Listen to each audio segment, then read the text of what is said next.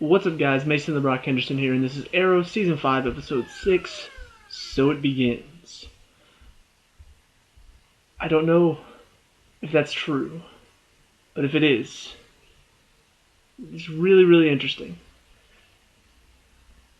And I'm, of course, talking about the ending. So, this entire episode, it had kind of a slow start. Some of the stuff they were talking about was pretty, it just wasn't that good. You, of course, have the team figuring out about the kill list, and that whole reaction was just kind of weird to me. It's one thing, of course, if you want to talk about that he lied to them. Yeah, okay, I can understand that because you can see the team doesn't like being lied to, and Oliver clearly lies to them a lot. So I can understand that. I understand why he's lying to them. In this case, it's to keep them out of harm's way because Prometheus is really dangerous. I get that. But at the same time, you gotta understand their side of it, which is they need to be able to trust him, and so whenever he's keeping them out of the loop a lot, that trust starts to get damaged a little bit. The frustrating part about it, though, was for some reason they feel figuring out about this kill list, which was 4 years ago, mind you, it like completely turns them against him. I'm just like, really? And even like near the end of the episode, he's talking to Evelyn, and it feels like he's trying to say, look, I'm trying to change who I was back then. I'm like, dude, this was season 2. You were trying to change who you were back then. And then you did. And in season 3, you started not killing people. And in season 4, you kind of were playing with the idea again and then ended up killing Damien Dark. Because it was kind of a necessity at that time. To say that you're trying to change who you are back in season 1 now? Really? Like, if this had just stopped happening, like if this kill list was from last season and then he's saying now, that makes more sense. This is 4 seasons ago that this kill list happened. And you're trying to tell me that he's still trying to change. Really? I'm fairly certain he's changed quite a bit. I don't understand this storyline. It feels like it's kind of thrown in there to create some drama amongst the team. Like, oh no, Evelyn doesn't know whether she can trust him anymore because the reason she signed on was for a completely different reason. If she had known he was a serial killer and blah, blah, blah, blah, blah. That was dumb. It was really, really dumb. However, the reason the kill list does get brought up in the first place is kind of interesting. Prometheus is killing people who apparently they... The best way I can put it is, for some reason, there's this coincidence where one of the people on the kill list is an anagram of a name of somebody else right now. The chances of that happening have to be, like, really, really slim. The fact that they are in the same city, and these names happen to be an anagram for each other. Okay, like... Maybe, I guess that's possible, but the fact that there are actually, I think there were 6 targets in all, or maybe, no, because they killed 2 and then they said there were 5 targets after that, so I think there were 7 targets in all. There are 7 people whose names are the anagrams of names in the kill list? Really? That's very coincidental, but one of those things that I can push to the side and say, like, okay, it's a coincidence, but I'll let it slide, because it's a TV show. You have to make it interesting somehow. So ultimately we do get this moment with Prometheus. We get a moment where everybody's guarding a different target. Evelyn, because she's stupid, is talking to Felicity, and Felicity tells her, I can talk to you if you want, and she says no and turns off her earpiece because that's smart. And of course right after she does that, Prometheus shows up. She starts to take him on. Oliver hears from Felicity that Evelyn's not answering, so he goes to help her out. Ultimately, Prometheus does beat her down, but not before she gets... I think it was his right arm. She gets a slash on his arm. So she did get a little bit on him, but I like the fact that once again, it's very clear that she's not nearly as good as Prometheus. Because I've said this before, there's so many times where we see, Oliver is taking on Tobias, and it's kind of, Oliver's clearly better than Tobias, but it's still, Tobias is putting up a good fight. He's not very easy to take down. So when Renee takes on Tobias, you expect the show to go, oh, look, our team can handle it.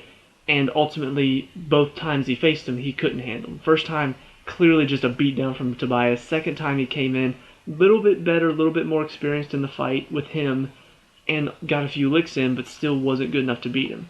Here we see Evelyn, she's able to hold her own in a fight, but Prometheus is just that good where only Oliver should be able to go toe to toe with him.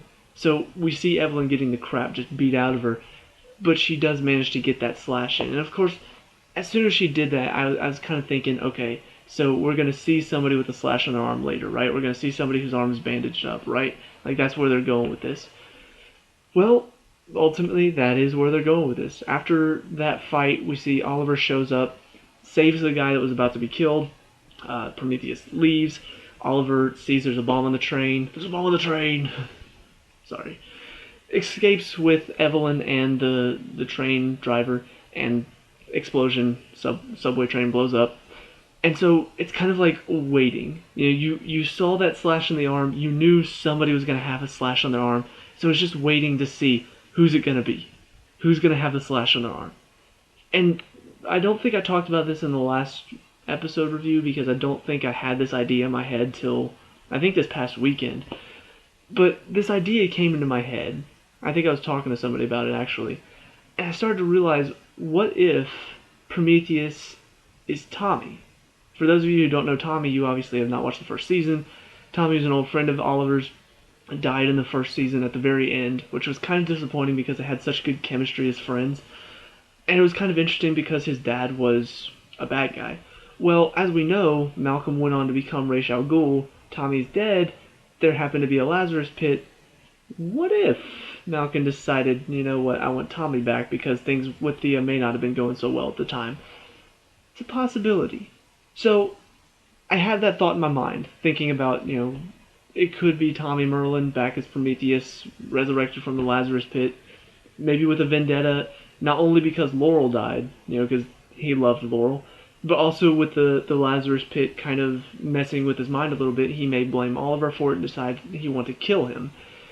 Well, ultimately Laurel may have something to do with it, because after we see this scene where Felicity goes to her boyfriend in the precinct, which I'll talk about that in a second, which also in that scene I was fully expecting her to like grab his arm or something and go, ow, like he has a cut on his arm. They didn't do that, thankfully. But then we see everybody's at the concert. The team shows up. They've got free tickets. Oliver's talking to Thea about it, and they all kind of leave. Oliver starts talking to Felicity because she shows up, has some information for him. Apparently, the little stars that Prometheus has been using to kill people is made out of an alloy from Oliver's previous arrows, which means he has to be able to access them from the police precinct, which means he's most likely a cop. And as they're showing this, they're showing Quentin waking up on the couch, and like you're thinking, why are they? No, they're not going this way. And then all of a sudden he looks down at his arm. There's a gash in his arm, and he picks up one of the stars off the table. I'm just like, okay, this could be either a really good twist or a really good decoy twist. I'm not sure which one, because the only thing that got me thinking this is after he wakes up, he looks down at his arm and he looks at the ninja star like he doesn't understand really what's going on. So it is a possibility that somebody is trying to frame him, because whoever it is probably knows. If it is somebody getting the arrows from the police precinct, he knows that he can probably frame Quentin very easily. And so gave him a cut on his arm and then put the star on the table to kind of plant the evidence to make people think, oh, what if it's him? So that still is a possibility. However, if this is it, that would be very interesting to me, because it kind of works. On the one hand, the motivations would totally make sense because of what happened to Laurel. You could see why he might blame Oliver for it. Honestly, I think for a while, he's blamed Oliver pretty much for every single death that has, when Sarah died the first time, he blamed Oliver. When Sarah died the second time, he blamed Oliver. When Laurel died, he blamed Oliver. You could see him really not liking Oliver, and it would kind of make sense as far as motivation goes. As far as how he became Prometheus, I'm pretty sure they said that he's been gone for a while before this season started. So he could have been out training somewhere. possibly. It's a possibility. And also just the fact that this whole time he's been not showing up. He's been showing up late. He's been. It felt like he was just. Oh, he's just drunk all the time. You know, like even whenever he's telling Thea, "Oh, I haven't had a drink in a while," you kind of are just like, "Yeah, you have. You know, you're clearly lying." What if he's not lying? What if this whole time he hasn't been out drinking? He's just been out being Prometheus. It's very interesting because I don't know. It kind of feels like Prometheus already knows that Oliver is the Green Arrow. Like whenever Tobias said it, Prometheus just killed him, and that was it. You know, like no words. It just felt like he already knew that Oliver was the Green Arrow. So I'm kind of thinking whoever it is probably does know Oliver, which Tommy did find out Oliver was Green Arrow, or the Hood, whatever. So there's still a possibility that Tommy's involved somehow. I would really, really like it if that turns out to be the case, because that would just be such a good twist, even though it's kind of DC to have a character come back to life. I feel like it would really make this season much more interesting as far as, you know, the motivations, the emotions involved, the fact that Oliver has to deal with seeing his best friend who was killed come back as a villain and wants to kill him. All of that would be really interesting. But to see Quentin as Prometheus, I feel like we've known this character for several seasons now. We know what he's going through. We kind of understand his motivations. I could see this working. I just really I hope two things. One, I hope it's either Quentin or Tommy. Either of those two, I'll be completely fine with. That would make a really good twist. Two, I hope it's not going to be. If it ends up being Quentin is actually being set up by whoever Prometheus really is, I hope it's not somebody random. You know, like Felicity's new boyfriend. That would just be. If it's somebody we don't even know, or if it's somebody who isn't connected to Laurel at all, because that's honestly when Prometheus started showing up, was after all of this stuff with Laurel happened. It wouldn't work as well. I want to be able to connect to the villain in this season, because the first four seasons we kind of had villains that were just like, oh, we don't really know them that well. Slade was probably the better one because we got to see him in the flashbacks, so we got to connect to him in the flashbacks, and it really worked out that way. Then Ra's al Ghul, we don't know much about him. Damien Dark, we don't know much about him. Malcolm Merlyn in the first season, we were just getting to know characters back then. So to have either Tommy or Quentin as Prometheus would just really, it would up the ante this season. It would really make me feel something this season. And, you know, this season has not been that great so far. It's picking up from a very poor fourth season. So they've been doing some things better, some things worse. The action's gotten a lot better, so that's always good to see. But they needed to make a good villain for this season. Tobias Church was kind of the faux villain thrown in just to make you go, oh no, the villain's going to suck again this year. And then they kind of they pulled a little curveball on you. It's like, oh, no, Prometheus is going to be. So I want to see him be a great villain. And I feel like having that connection to Oliver would make him a great villain. So that's all I'm going to say about that.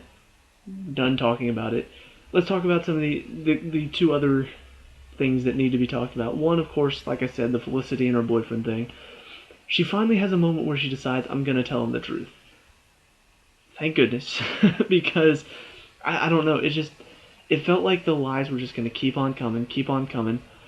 She does still throw in that little hypocritical line about Oliver lying to his team, which he's doing it to protect them. Why are you lying? To protect yourself.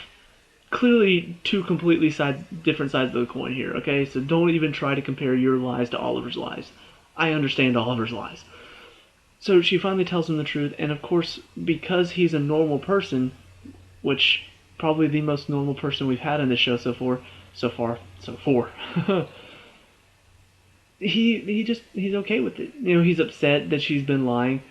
He's upset that she's doing something so dangerous, but yet he understands she's helping save the city. She's doing a good thing. So I like the fact that he was just very understanding about it, because most of the time in this show it's been, oh no, you lied to me, I can't talk to you for a few episodes, now I'm mad at you. They may still do that, they may have it to where at the end of this episode he's like, oh, it's okay, I forgive you, and the next episode he's like upset about it and like not wanting to talk to her. They may still go that route, but hopefully they don't, because I like how they handled this. And on top of that, you know, as much as I hate Felicity because of all the hypocrisy she's represented over the past couple seasons, I do want to see a good relationship done in this show because there hasn't really been one since Oliver and Laurel. Like that was the last time it was done well. So it would be nice to see these two actually working out and actually being a normal couple instead of the weird couple that for some reason every single TV show thinks that, oh, it's got to be constant problems, it's got to be constant fighting, it's got to be lies and deception. Since when? Anyway, the other thing to talk about is the whole kind of the team stuff. Like the team and how they're dealing with all of this. I talked about already finding out about Oliver's kill list, finding out about him lying.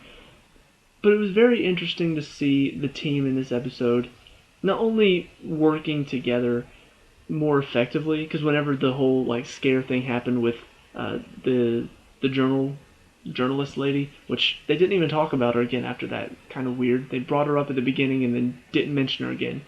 I don't know why, but there's like a little scare at this, I guess, party, picnic, something going on.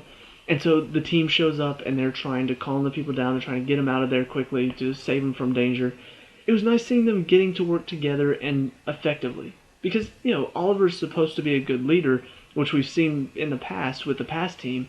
So it's nice to see that they're finally showing Oliver is a good leader. We just had, I don't know why it took so long for that to really take hold. But now we're seeing them in action.